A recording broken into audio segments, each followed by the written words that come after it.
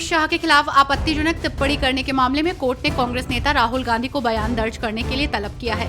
बुधवार को MP MLA की विशेष कोर्ट के मजिस्ट्रेट शुभम वर्मा ने मामले में पक्षकार बनने के लिए दी गई अर्जी खारिज कर दी है।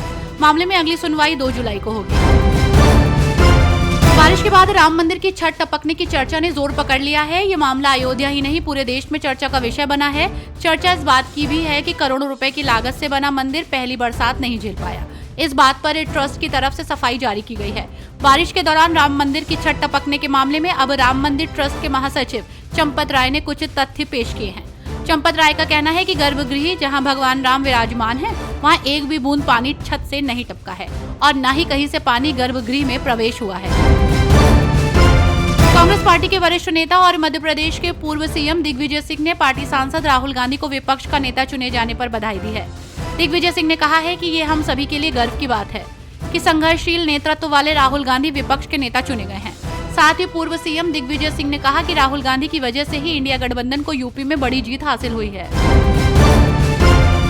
नीट पेपर लीक मामले में राजनीति तेज हो गई है। जब से तेजस्वी के पीए का नाम इस केस में आया है, तभी से बिहार में सियासी बवाल मचा हुआ है।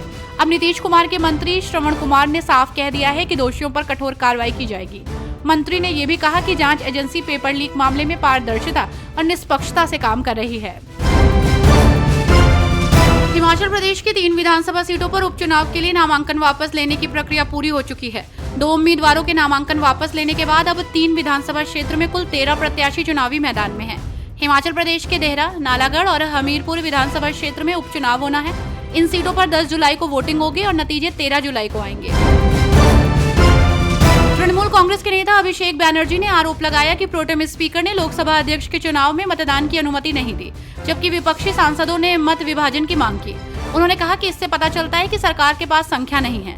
उन्होंने संसद के बाहर पत्रकारों से बात करते हुए कहा कि नियमों के अनुसार एक सदस्य द्वारा मांग किए जाने पर भी मत विभाजन की अनुमति दी जानी चाहिए। Jammu Kashmir high court bar association के पूर्व अध्यक्ष को आज एक वकील की हत्या से संबंधित मामले में गिरफ्तार किया गया, जबकि प्रशासन ने सुरक्षा चिंताओं और संभावित अशांति का हवाला देते हुए एसोसिएशन के चुनावों को स्थगित कर दिया। श्रीनगर के जिला मजिस्ट्रेट ने कश्मीर एडवोकेट्स एसोसिएशन द्वारा JKHCBA की पंजीकरण स्थिति पर सवाल उठाने के आरोपों का हवाला देते हुए आदेश जारी किया। म्यांमार में भारतीय सीमा से सटे क्षेत्रों में लगातार हिंसा की खबरें सामने आ रही हैं। ऐसे में इस बीच विदेश मंत्री एस जयशंकर ने म्यांमार के अपने समकक्ष यू थान शवे के साथ मुलाकात की। इस दौरान भारत ने म्यांमार में भारतीय सीमा के पास जारी हिंसा पर चिंता व्यक्त की। एस जयशंकर ने म्यांमार के विदेश मंत्री से म्यावाड़ी शहर में फंसे भारतीयों को स्वदेश लाने के सहयोग की भी मांग की है। समाजवादी पार्टी के महाराष्ट्र अध्यक्ष अबू आजमी ने मुंबई के एक कॉलेज में हिजाब बैन मामले को लेकर प्रतिक्रिया दी है। अबू आजमी ने पवित्र कुरान का हवाला देते हुए कहा कि इस्लाम में नहाने, खाने पीने, रोने, सोने सबके बारे में लिखा है और निर्देश दिए गए हैं। अबू आजमी ने कहा कि कुरान में लिखा है औरतें जब घर से बाहर निकलें तो अपने आप को सिर से पांव तक ढक कर निकलें। मर्द जब निकले तो अपनी निगाहें नीचे करके निकलें। केंद्रीय गृह मंत्रालय अगले हफ्ते में 3 नए आपराधिक कानून लागू करने की तैयारी कर रही है। इसके लिए जमीनी स्तर से 40 लाख पदाधिकारियों को प्रशिक्षित किया गया है। इससे ये सुनिश्चित किया जा रहा है कि लोग कानूनों के बारे में जागरूक रहें और इनका असर हर किसी पर, खासतौर पर महिलाओं और बच्चों पर पड़े।